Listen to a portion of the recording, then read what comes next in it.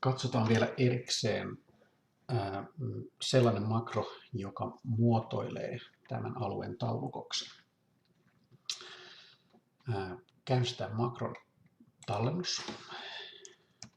Otetaan taulukko makron nimeksi. OK. Makrohan on hyvin lyhyt, eli valitaan A1-solu aloitusvälilehdeltä muotoille taulukoksi ja joku sopiva taulukkomuoto. Hyväksytään alue. Taulukossa on otsikot, yhtenäinen alue, OK. Noin, taulukkomuoto on valmis ja nyt voidaan käyttää sitä hyväksi datan käsittelyssä, mikä on varsin hyvä muoto. Eli ei muuta kuin lopetetaan makron tallennus. Mutta nyt kun käydään katsomassa tätä äsken luotua makroa, taulukko makro, muokataan sitä, niin nähdään täällä makrokoodissa pieniä ongelmia, jos ajatellaan, että tätä makroa halutaan käyttää jatkuvasti eri kokoisiin aineistoihin. Eli Excelissä on pieni virhe tässä kohtaa, eli luo taulukko makro, valitaan A1-solu, mutta täällä tämä alue onkin nyt se sama kiinteä alue riville 157 asti. Mutta mikäli rivejä olisi tätä enemmän tai vähemmän, niin varsinkin jos niitä on enemmän, niin tämä taulukon muotoilu stoppaa tähän riville 157 asti, eli tämä ei ole nyt hyvä valinta. Ja tässä nyt me korjataan tämä nauhoitettu koodi manuaalisesti.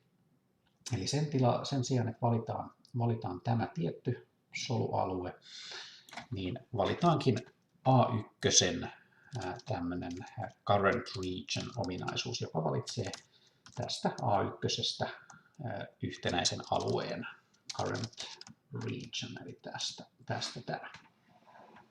Korjataan se.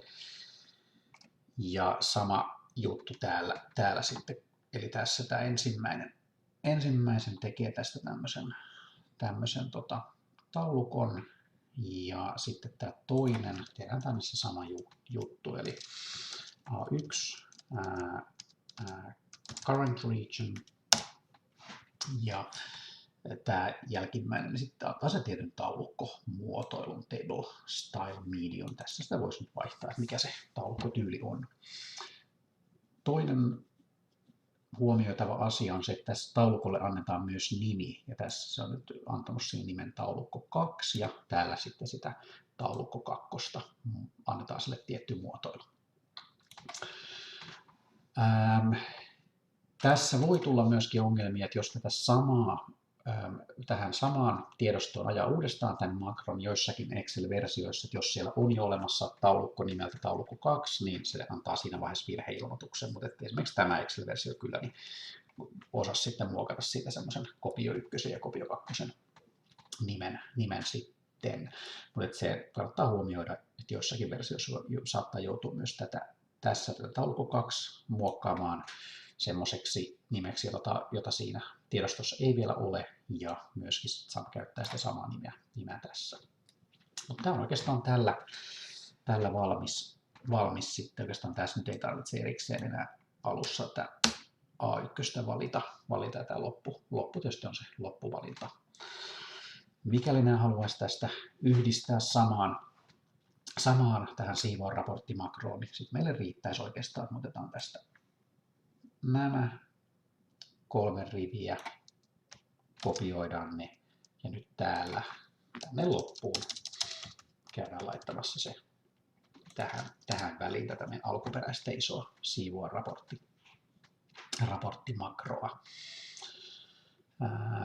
Ja nyt voitaisiin kommentoida, että muistetaan tämä alla oleva muotoilee alueen taulukoksi.